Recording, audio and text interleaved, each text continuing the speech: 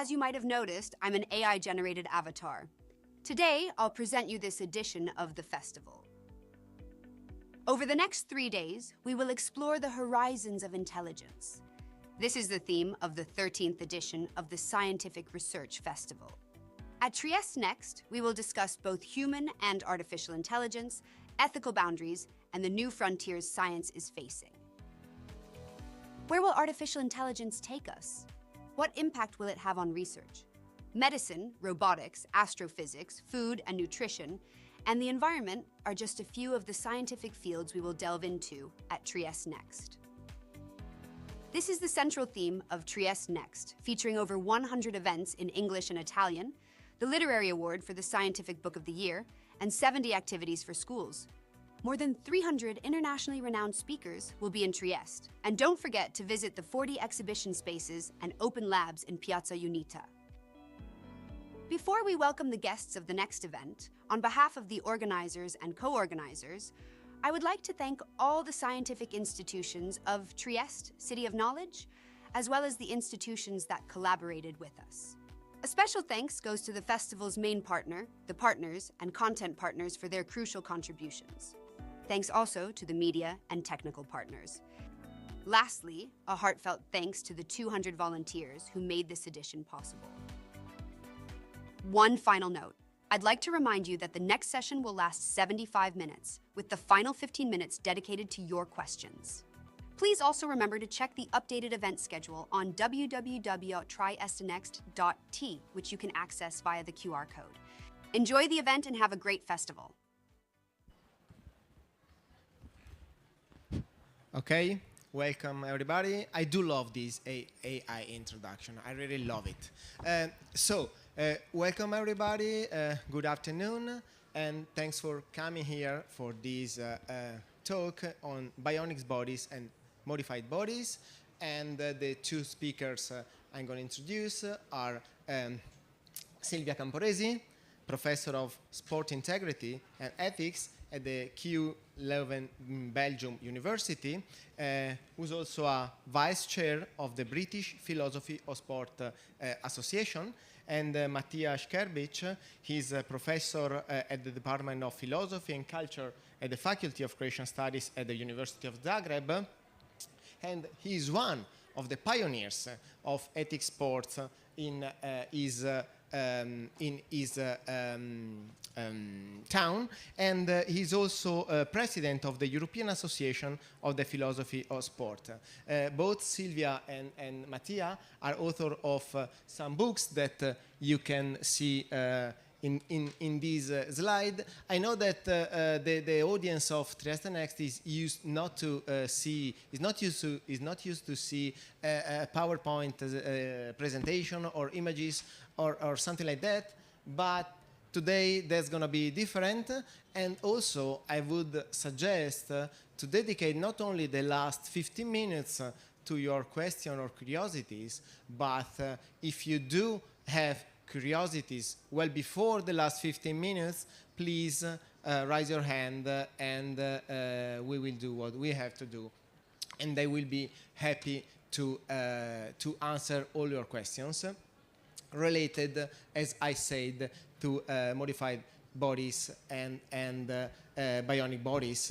And before starting to present you some key examples of athletes related to this issue, I would like to ask both Matija and Silvia, some better explanation on what is the ethic or the bioethic of sport. Silvia, would you like to start? Thank you. Thank you so much, Marco, for the great introduction. Thank you so much to all of you for being here today. It's really a pleasure to come back to Trieste. I was quite a few years ago biotechnology student up there at the Area Science Park. So for me, I come from biotechnology, and this is a long way to get to the question about what is ethics and sport. I've always been interested in sport. I come from track and field myself, And I also come from biotechnology. And since I was been working in the UK, in London, at King's College London for 12 years, I just, it happens, as it often is the case in life, that serendipitously, I mean by chance, you get acquainted with a new community of scholars. And in the UK, for now more than 20 years, there is a community of scholars and but also citizens interested in the philosophy of sports. Philosophy and ethics of sport, because Matija and I have all this conversation about what is actually different from philosophy and ethics. Maybe Matija can tell us more about it. But for me, the ethics of sport is really looking at the ethical issues that arise from the application of technologies to the human body, to human performance in sports. So for me, it was really bringing together my two passions, coming from sport, but also being trained in biotechnology first, and then in applied ethics, in ethics and in philosophy. But I'll leave it to Matija. Yeah. Thank you, Silvia. Thank you, Marco, for great presentation and announcement of us. Thank you all for coming. I'm really happy and privileged to be here. I hope you will enjoy, learn some things, maybe we'll be engaged in a discussion later. So our field is ethics and bioethics of sport mostly. Ethics of sport is actually a discipline that deals with the ethical question in sports. Usually there are some moral questions that we need to answer, and the ultimate goal of ethics of sport is to answer to all the sportsmen whether is it possible to be an ethical or moral competitor in sport. I don't think this is possible, but still we are trying to figure that out. Bioethics of sport, on the other hand, is a field where you have an ethical question in the core of the problem. That means we ask whether something is fair, is just or not in sport, and to answer that question we need interdisciplinary settings or framework. We need other sciences besides ethics and philosophy, like medicine, like technology, like chemistry or biology, and after they produce data, then we can say that something is fair or is not fair. We will go through the examples and you will learn what it is. Okay, thank you. Thank you, Silvia. Thank you, Matija. Did you have something else to add? I'm just going to say that Matija, I didn't mention it, but Marco said at the beginning, is the chair, the president of this European Philosophy of Sport Association. So there are conferences every year that deal with these topics and themes arising from sport and on the intersection of ethics and philosophy. And in the UK, you have the British Philosophy of Sport. In Italy, it's not yet like a discipline, like a field of study, as it is elsewhere, including in Croatia, University of Zagreb, or in the UK, but we hope that this will change. And to better discuss about this complex, because as you probably felt, that's a complex issue, we in fact decided to make a presentation with some examples of, at least that some of them are well known to all of us, other probably are not that well known. So I would ask to start with the first slide. Probably here you can recognize one famous athlete, if you can move on. Okay, that's another famous athlete which is still doing very well at the last Paralympic Games, if I'm not wrong. As a Paralympic champion. Okay, and one more, please. Okay, so those are just some examples of the complexity that the philosophy and the bioethics of sports is dealing with. Because there are some athletes that, as you saw, are competing or competed in the regular Olympic Games, but let's say with different disabilities. And I will give you the word in 1 minute. And we were discussing about that before coming here, how to describe with the right words what's going on. And we were discussing especially on the word that's a controversial issue. I don't know if that's a controversial issue. I mean, that's the best description. I mean, of course it's controversial, but I think that the best word to describe it, it's complex. And that's why probably these new disciplines like the bioethics, well, it's not very new, kind of new. Bioethics of sports will help us to understand what's going on. So I would ask you both from your point of views to describe what's going on with those athletes and maybe go a bit deeper. We also decided not to go into the history of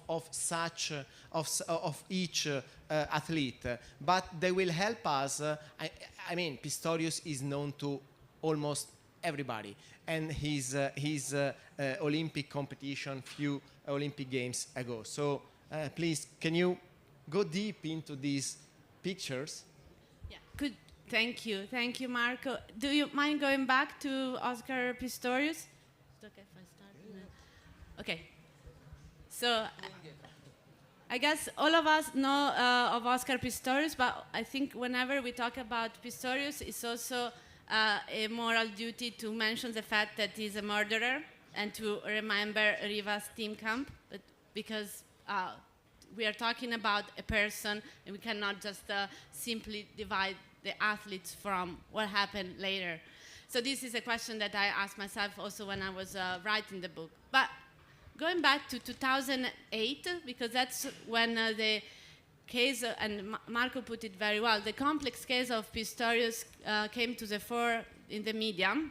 At that time, Pistorius was training in Milano, and I was living in Milano at the time doing my PhD as a European Institute of Oncology, and I was one of the many citizens, and there were also lots of children or young people going to see Oscar Pistorius train. Actually, I remember people were saying, let's go and see Oscar change his shoes, because he would change the shoes from the prosthesis that he used to walk to the prosthesis that he used to run with. And this would happen at the Arena Civica, Parco Sempione in Milano, where he would just train. He was training in Italy at that time. And Oscar Pistorius has always said that he didn't have a disability. He didn't like to say that he had a disability. I say I only wear different pairs of shoes.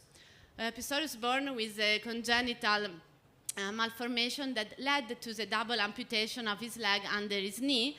He started to run in the 400 meter, the one lap, in the track. One lap, he started to run times that were comparable to those of the able-bodied athletes. So what are we talking about here? We're talking about assistive technology that is essential for competition, meaning essential that without this technology, somebody like Oscar Pistorius couldn't compete. But from the point of view of the federation, the World Athletic Federation, the question was whether this assistive technology would give him an unfair advantage. So we're talking about when does something, in this case, a disadvantage, because he was born without a bone, said that to have both his legs amputated could actually become an advantage. If you remember, at the time, there was a very famous New York Times article that called him a disability or superability.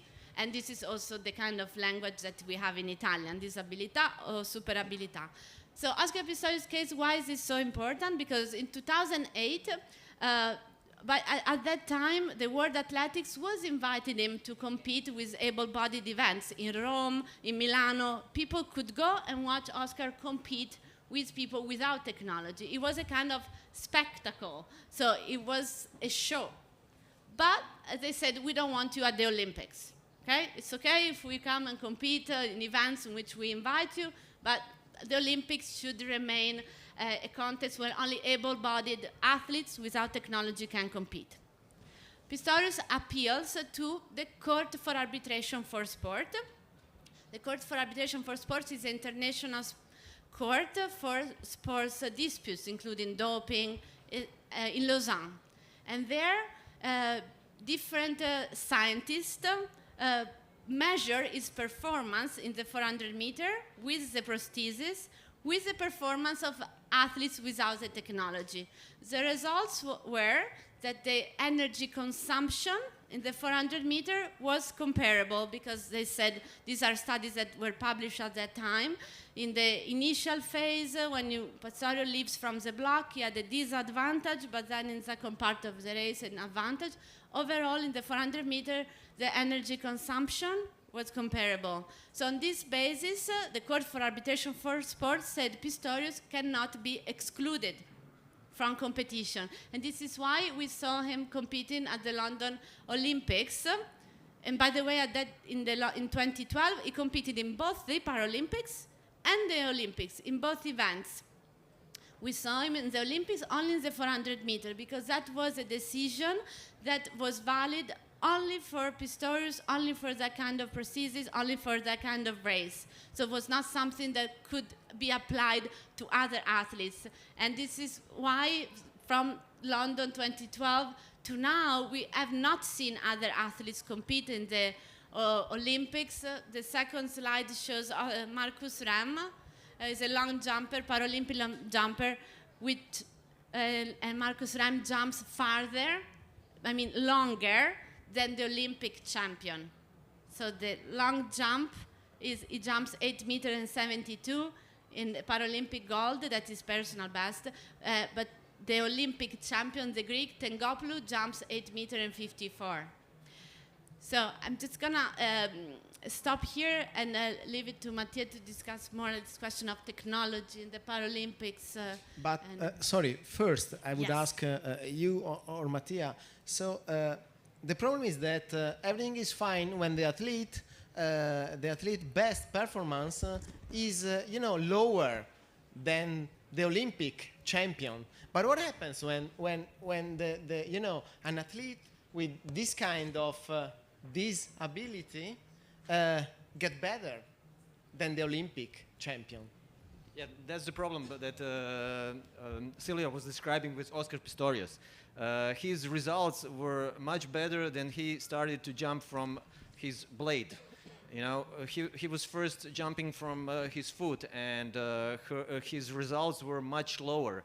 And then when he started to jump from the blade, well, then the results just start extended, and he is the longest jumper in the world today.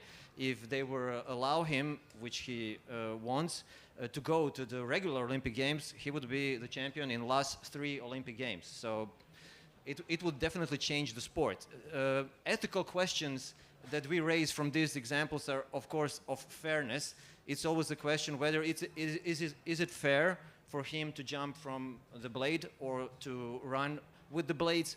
But also there is another issue with that. If we allow them to compete with regular athletes, then there is a danger of a pressurization, or putting a pressure on other athletes to do something with their own bodies. If he is the best in the world with some technology, then other athletes would definitely think about what they should do, what kind of technology they should use to be able to compete in a level playing field, to be comparable with them. I will stop here, and this discussion will bring us further in something like half an hour. Yeah, I just want to, because the case of athletes competing with technology is also a political case. Sports, obviously, we're talking about ethical issue, but also there's a lot of politics and geopolitics. So I mentioned earlier the Court for Arbitration for Sport. The Court for Arbitration for Sport reached this decision in 2008 saying Pistorius cannot be excluded on ground of scientific evidence that shown that the energy consumption was similar. But since then, the sports governing body for athletics, the sports governing body for athletics is World Athletics, la IAAF, changed the rules of the game, and the sports governing body can do so because the sports governing body can decide the rules for the sport. So they decided that it's up to the athletes, the burden of proof to demonstrate no advantage falls on the athletes with a disability. So from 2016 onwards, Marcus Rem, but there have been other cases with an African-American runner with double amputation. His name is Blake Leeper. Same amputation as Oscar Pistorius. He wanted to compete in Tokyo, but it hasn't not been allowed. So you might ask, why Pistorius, yes, at the London Olympics, and Blake Leeper, no, at the Tokyo Olympics? Why? Because the World Athletic decided that the athletes need to demonstrate that they have no advantage deriving from the prosthesis. The default assumption is that the prosthesis gives them an advantage. In practice, however, what happens is that when the athletes with a disability, his performance or her performance is compared to the performance of an able-bodied athlete, is not able to demonstrate that he has no or she has no advantage once the measure or the time is almost as good enough as the able-bodied.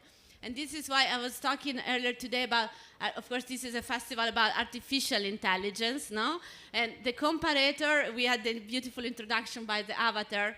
I think I recognized it was Avatar just because she said UNITA, not UNITA, otherwise. But the point is that these bodies are always compared with the able-bodied, i normodotati, the body without technology. But in the future, they could be compared with the use of AI to the performance of Marcus Rem without the prosthesis, because that would be what we want to compare Marcus Rem with.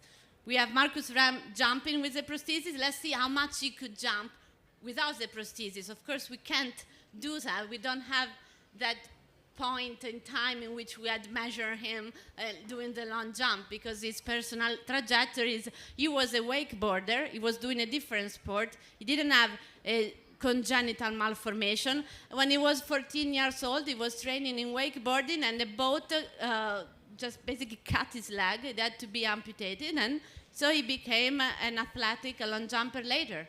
But the question of scientific evidence, including scientific evidence produced by AI, could help us to think about this question of fairness. I think that's my opinion. But then, of course, we have also the political issue, because then would this scientific evidence be accepted as a court for arbitration for sport?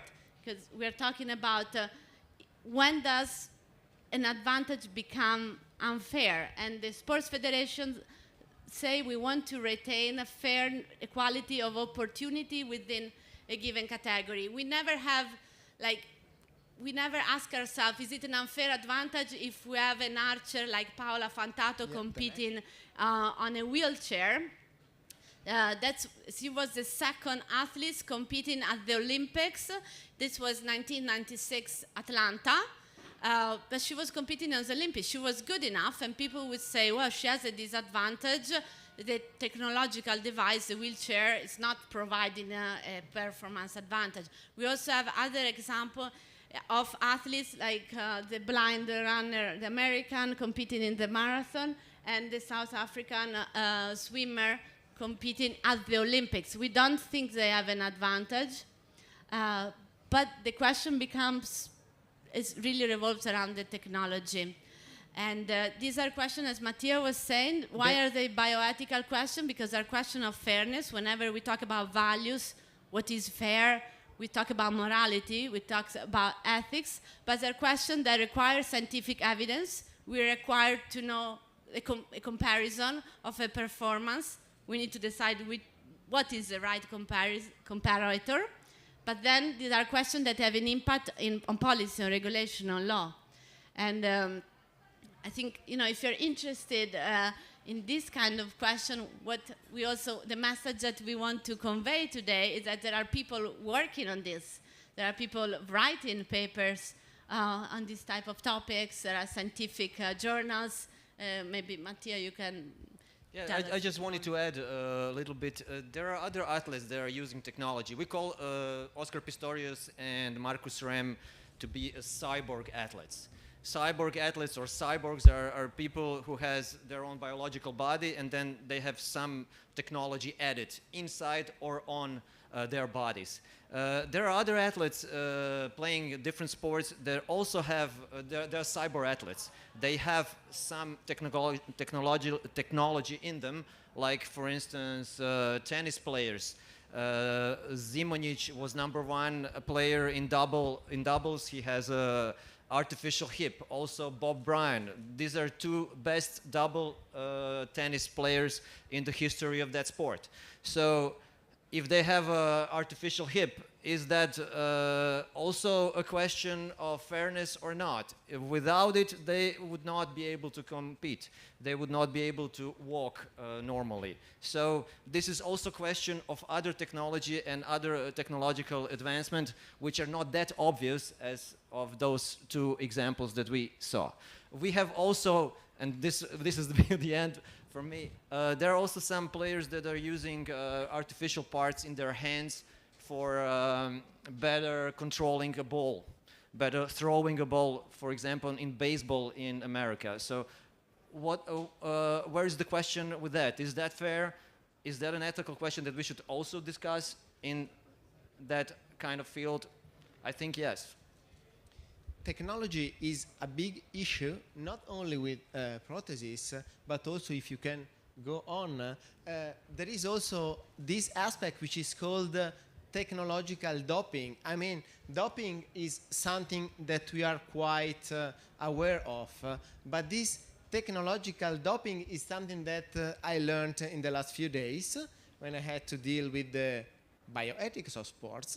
And I would ask you, Matija, and then also Silvia, to describe a bit what's this technological doping, because we have such a different idea. We were discussing about this a lot, and I remember the Festina group. We discussed a lot about the Festina. Maybe someone of you remembers 1998, the Tour de France in 1998. But that's a totally different story. And this guy here is an athlete that everybody knows. So that's Michael Phelps, you know, the best swimmer ever. He's wearing a suit which gives him advantage in the water. So we call it a different kind of doping. It is also, of course, the question of fairness. Is it fair for him to compete in this suit, which gives him advantage in the water against athletes who are not having these suits? Of course, with technology is always a problem whether technology is available to everyone. You know, there are countries that can afford, or athletes that can afford some kind of technology equipment, and there are some that cannot. So that's also an ethical question in this area. But to explain more about this athlete, I will leave Silvia. She was working and writing a book about it, which is our key literature in the field. So Silvia, please. Thank you, Matija. Yes, these are the Speedo laser swimsuit, also date back to 2008. So maybe some of you were not even born, but others were. 2008 was the year when Oscar Pistorius appealed to the Court of Arbitration for Sports. There was another famous case that of South African athlete Caster Semenya and the Speedo laser swimsuit. All of these cases revolve around the question of advantage, because this swimsuit give an advantage. There were scientific studies showing that they improve oxygen economy, they reduce the full body drag, the attrito, they improve the attrito, passive drag reduction. So they give an advantage in competition. Also, as Matija was saying, there is an obvious question when we talk about fairness, is who has access to this technology? So at that time, the debate was revolving around the following issue. This kind of swimsuit provide an advantage which is akin to doping. They're not taking pharmaceutical substances or drugs in their body, because these remain external. These are external technology, so they're not, you cannot call them cyborg, because a cyborg is really the mix of biological and synthetic, of natural and artificial. This is an external technology that gives an advantage. There is a problem of equality of access. What if only some athletes have access to the technology? That's unfair. But there is another issue, which is what about the fact that this kind of technology led to the infringement, to the breaking of so many world records, to the point that the people within the sport, people that come from swimming, were saying it doesn't matter anymore if you have good technique. If you have a good technique in freestyle, in the backstroke, in the, I don't remember the name of the other stroke, breaststroke, on the free, the technique matters less. So I remember at that time, the Italian coach for the national team, Alberto Castagnetti, said, this is not acceptable because this is changing the sport. So here we really talk about questions that pertain then to the philosophy of sport, because I, coming from biotechnology, I work on really like applied question of technology, but in the philosophy of sport, there are people who work on what is a sport. Is, for example, there was the debate at, you know, when there is a new sport coming around, can we consider curling a sport? You know, the sport, curling. Or e-sport. Or e-sport, yes. And there are special skills, special abilities that we think a good swimmer would have. And this kind of technology was kind of damaging the meaning of what it means to be a good swimmer, good technique. So the debate was held at the level of World Aquatics, at the time was called FINA, the sports governing body for swimming. And they decided that this kind of technology was to be prohibited, and it was an almost unanimous decision. This technology was prohibited, but the world records are still in place. The world records that were broken with the technology are still there. The debate was also, should we just get rid of those world records? No, the records are still in place. The technology is not in place anymore. It's not gonna be easy to break this record. It's not gonna be easy. That's why we have the next.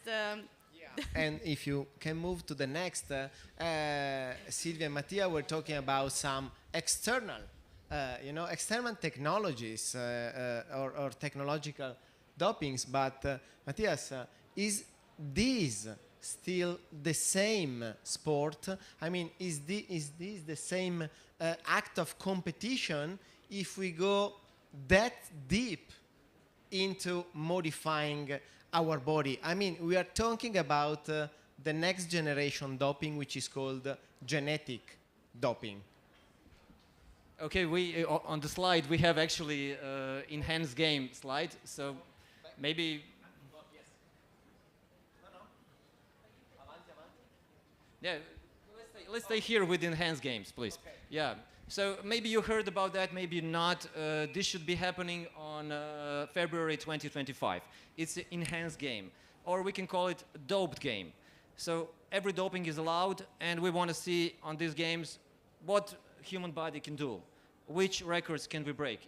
If you go on the site of the enhanced games, you will see the video promoting these enhanced games, where an athlete is talking to you. Don't see his face, but he's saying, I'm the fastest runner in the world on 100 meter. I'm way faster than Usain Bolt, but you didn't hear about me. And he's saying, if you want to see me breaking records, well, you should come to Enhanced Games. Enhanced Games is a project of a few very rich people who wanted to see what human body can do with the doping.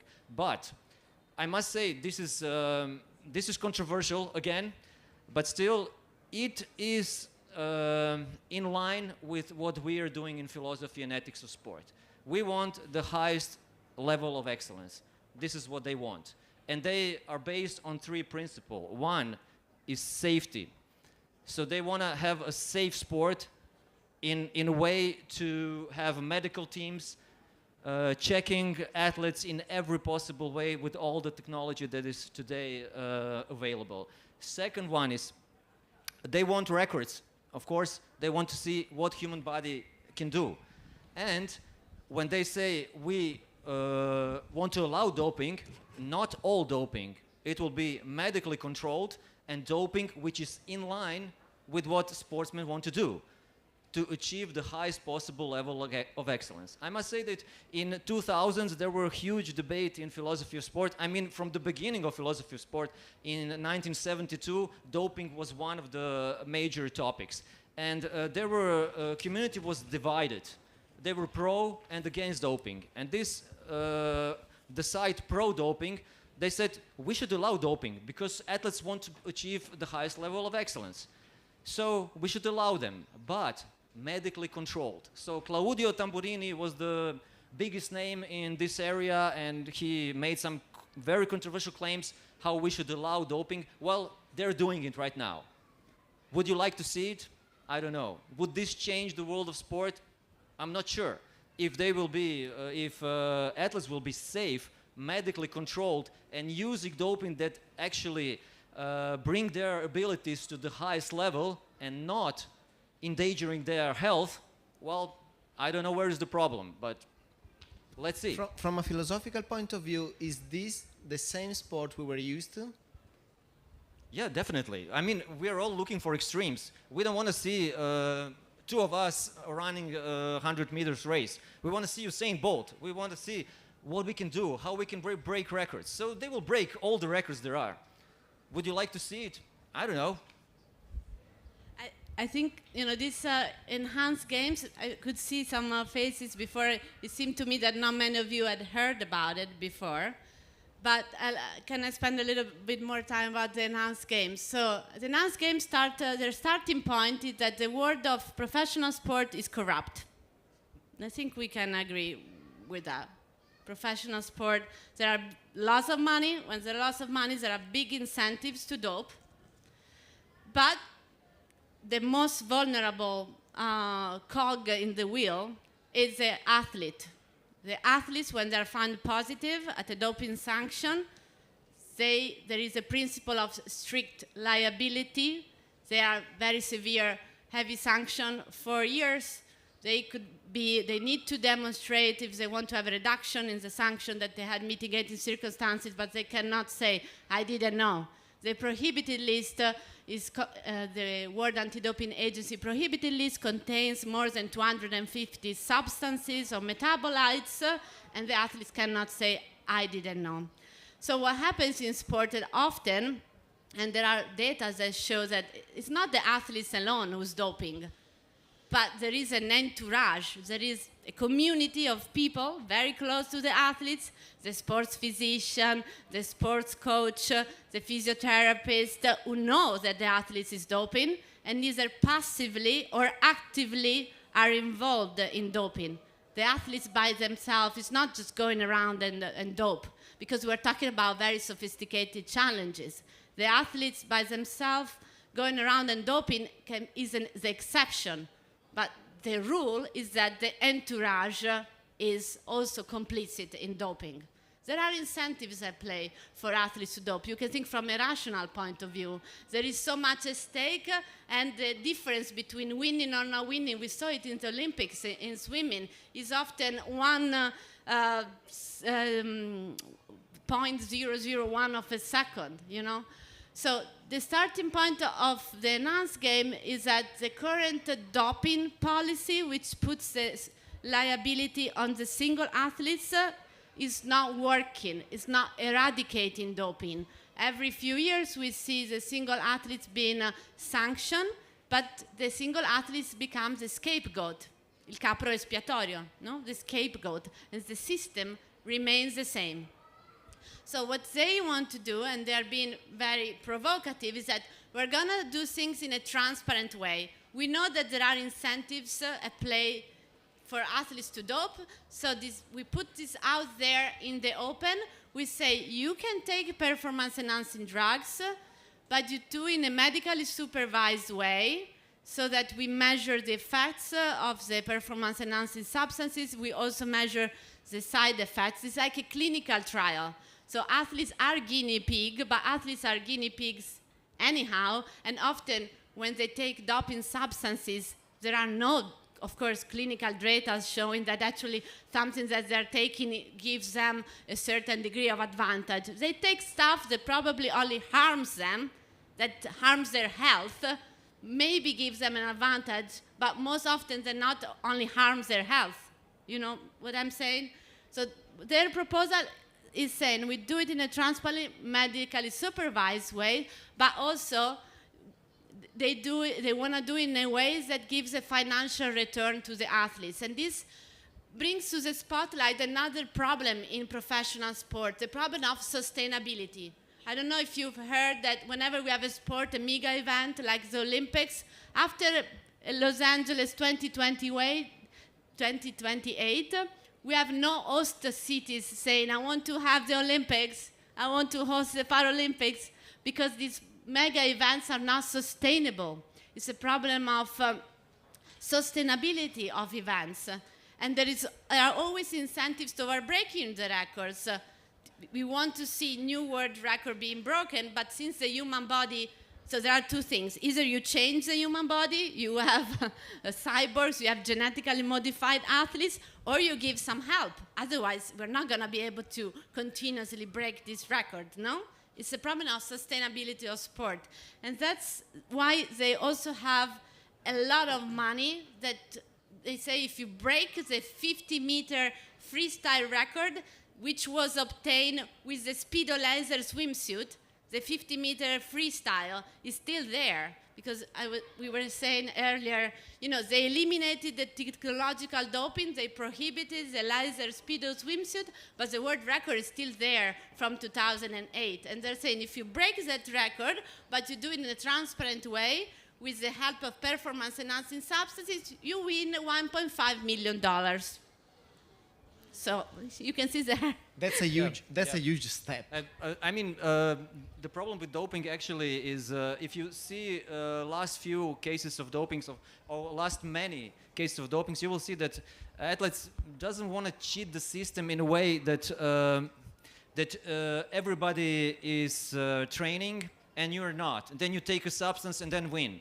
That's not the case with the doping. Athletes use doping because they cannot train more. They've come to their extreme levels of what their body can do. So when they use doping, they're using it for mainly this purpose, to have to sleep less or not train, but to train more. So they don't need to sleep and recover that much, so they can train more. So that's what this is doping for in the most cases. Is that compatible with sports? Are they trying to cheat? Well, they're trying to cheat because they are actually breaking laws. They are breaking social contract that they have with other athletes that they won't use doping. But in other case, this is not cheating. You know, they want to compete better. They want to train more. They don't want to train win without training. They want to train more. That's why they need doping.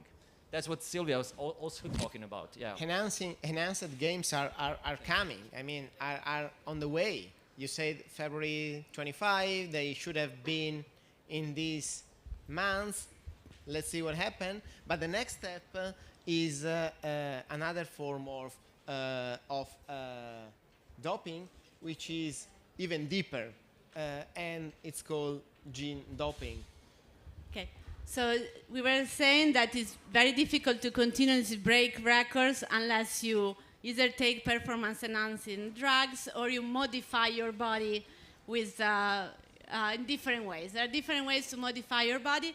One of these is to modify your genes, including modifying nociception, modulating the response to pain, in order to train for longer. That's what Matija was saying. In order to, you know, after an injury, to recover faster, return to play, to train for longer.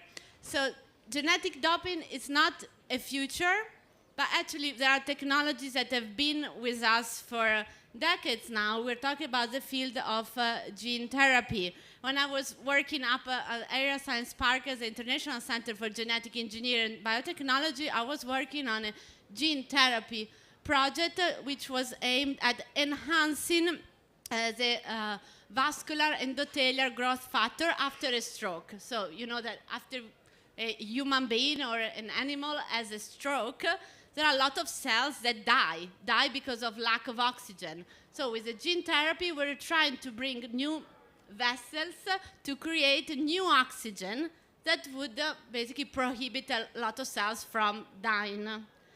The same technology, though, as you can imagine, can be applied in another context where the baseline is different. If you're talking about a patient, somebody who just had a stroke, you're trying to avoid cells from dying.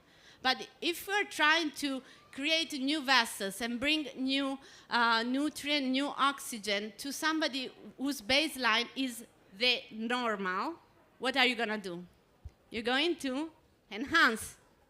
It's the same technology in a different context can be therapeutic or enhancing. And that's why the World Anti-Doping Agency, WADA, has included gene doping and in the prohibited list since 2004. It's been 20 years, so which is quite astonishing, because we think, well, but we haven't really heard about genetically modified athletes. This must be in the future.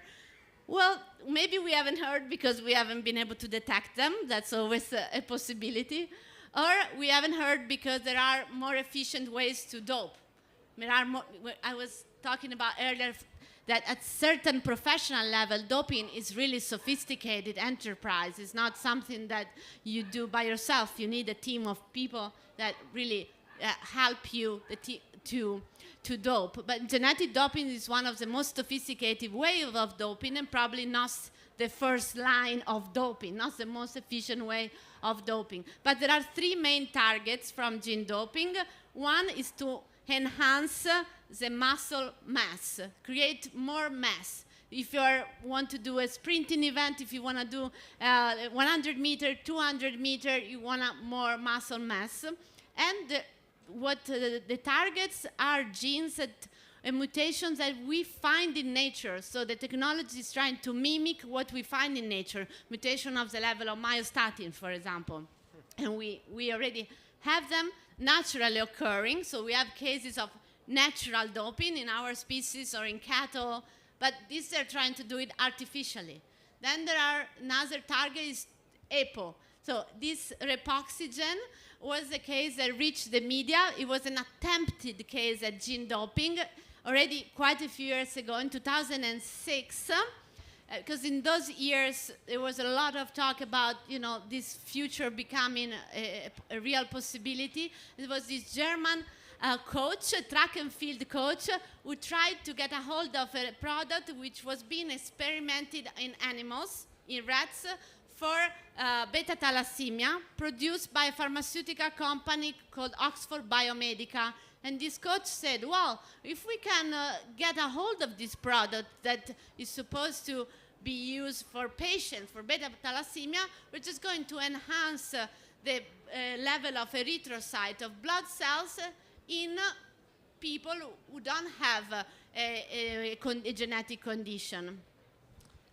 The product was called Repoxygen, and it was an attempted case of gene doping because there were some male correspondents which really brought to the for the fact that he was trying to get a hold of this product. It was the coach, it wasn't the athlete. So as you can see, there are many examples, and there are many examples that we can discuss about. There are recent events that brought the bioethics of sports into the first pages of all the newspapers.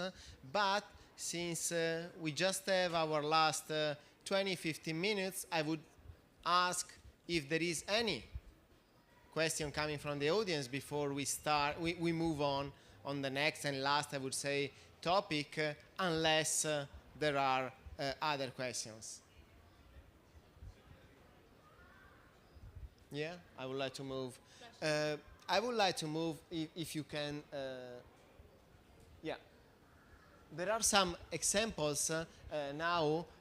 Also, if you can move a couple of slides on of controversial again issues related to hyperandrogenisms And the first one of the first cases is the one already cited by Silvia of Semenya many years ago. I forgot which years, which Olympic Games were related to Semenya, up to, you will see, if we move a little bit on the slides, please, up to 2024 Olympic Games and even more recent issues. And last. Okay, so Caster Semenya. Caster Semenya, the first slide showed her at 18-year-old compete in Berlin in 2009 at the World Championship, in which she won by a margin over the silver medalist of 1.5 seconds. That in the 800 meters, the 2 laps, is a huge advantage. She was clean at the doping test, but because her fellow athletes, some her fellow athletes, were suspicious about the fact that she was really a woman. You might remember that there was even an Italian athlete who says it's not fair to compete against people like her. Her name is Elisa Kuzma. Non è giusto competere contro persone come lei.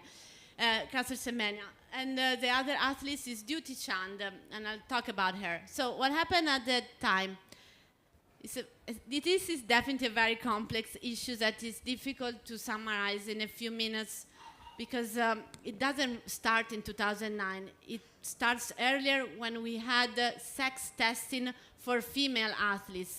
It was required that athletes needed to have anatomical test. It was called the nude parade. So anatomical test to ascertain that a woman was really a woman to be able to compete in the female category. That we had genetic tests in place only for women to be able to compete in the female category. There were so-called feminine certificate. A woman needed to carry a certificate, yes, I am a woman, so I can compete. From a genetic point of view, we had for a few years the chromosomal test. They were looking for 2X chromosome. Then in the late 1990s and early 2000, the Olympic Committee decided to abolish this test because they had quite a few cases of embarrassment. And the next slide, in particular, the case of a false positive, Maria Martinez Patiño, Spanish hurdler, the 100 meter, who failed the test of the 2X chromosome. Maria Martinez Patiño, phenotypically, so her aspect, a woman born as a woman, raised as a woman, but turned out that she has a chromosome that are X and Y. Maria Martinez Patiño had a condition called the difference of sex differentiation. It's an umbrella term that brings together a variety of conditions. In particular, she was insensitive to androgen, meaning that her body, her receptors were not sensitive to the effects of circulating testosterone. So she doesn't look masculine like Semenya or androgynous, that's the term. She doesn't look like Iman Khalif, okay? So the Olympic Committee decided, okay, we get rid of this test because they were, from a PR perspective, they led to quite a lot of embarrassment, and in particular with this final case. In 2011, 2 years after Semenya, they brought back sex testing, but they said it's not sex testing. We call it testing for level of androgen. Marco was saying hyperandrogenism.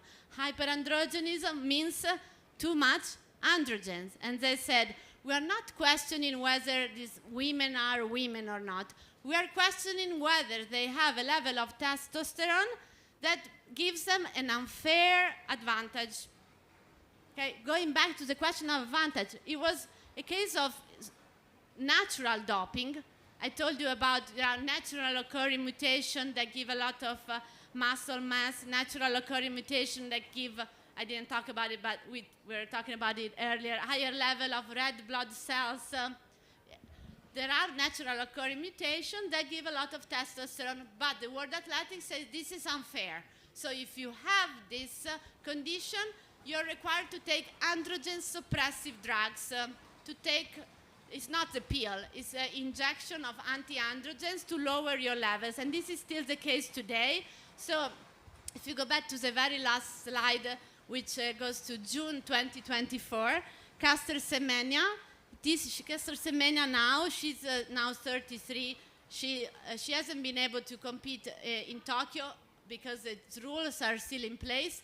She decided not to comply, but after 2 appeals to the Court for Arbitration for Sport, her case has now reached the European Court of Human Rights in Strasbourg, la Corte Europea per i diritti umani. Last year, in 2023, the European Court for Human Rights judged that Caster Semenya had been discriminated, her human rights had been violated by this request to take androgen suppressive drug for something that is not a medical condition, just as a way to re-enter competition. She's been entitled to compensation, not a lot, 60,000 euros compared to 1.5 million for the Nantes Games. But there is now an appeal.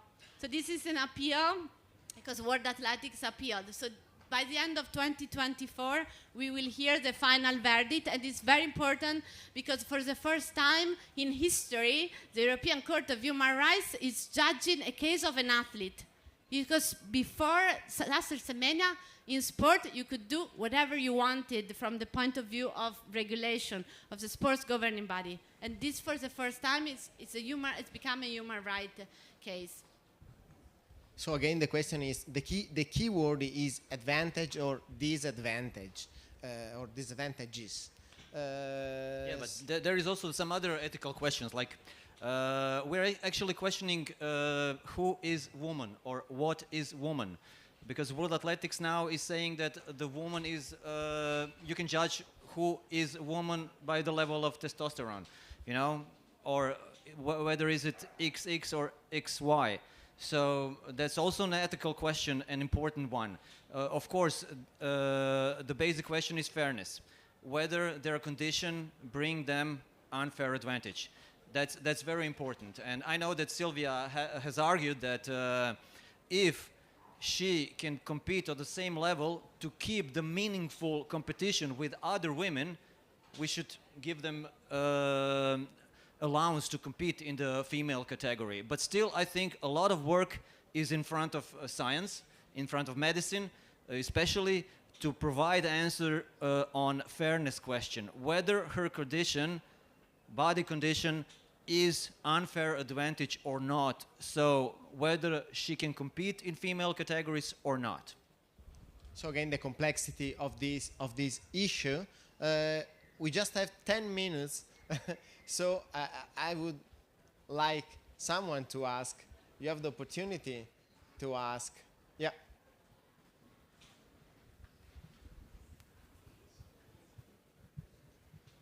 Hi, thank you for your speech. It was really interesting. I was just thinking to ask your opinion from an ethical point of view. What would be the matter in opening a third class in gaming and stuff? We have male, we have female, and what about having a third group of people to compete in? Is it also discriminating or not? Thanks for the question. Yeah, this is an ethical question, question of classification. This is also the case with gene doping. Ethicists ask whether you want to Homo sapiens put into the mode of being a Homo athleticus, so perfect competitor that will break every record. But then there is the issue again of classification. In which category should such person compete? Of course, it will be the best that we create a special category for such people. But then Caster Semenya should compete against herself. Competition should be meaningful. They should be a real competition, and if we can make a category, if there is a let's say opportunity for meaningful competition. Also, we need to know that this classification was done because of fairness. There are some people that are too heavy, and in boxing they created weight categories. They see that male competitors dominate some sports, so they bring a female category. And now we have another issue of what to do. in which category, or can we actually make third category as you are suggesting? Silvia. Thank you. It's a very good question, and it's a question that even World Athletics former science director Stéphane Bermond asked himself, and there is an interview to The Guardian in which he said, I can imagine that in a few years, and these few years have already passed because it was before the pandemic, we could have a third category. From my personal opinion is that we have scientific data that have measured the performance advantage provided by testosterone in athletes in cluster semenia compared to other female athletes who do not have the biological advantage. And the performance advantage is not something that other female athletes cannot obtain. So we're talking about, it becomes a bit technical, but we're talking about fair equality of opportunity. Within that category, is that advantage given by elevated level of testosterone attainable, achievable by others? And the science tells us that it is.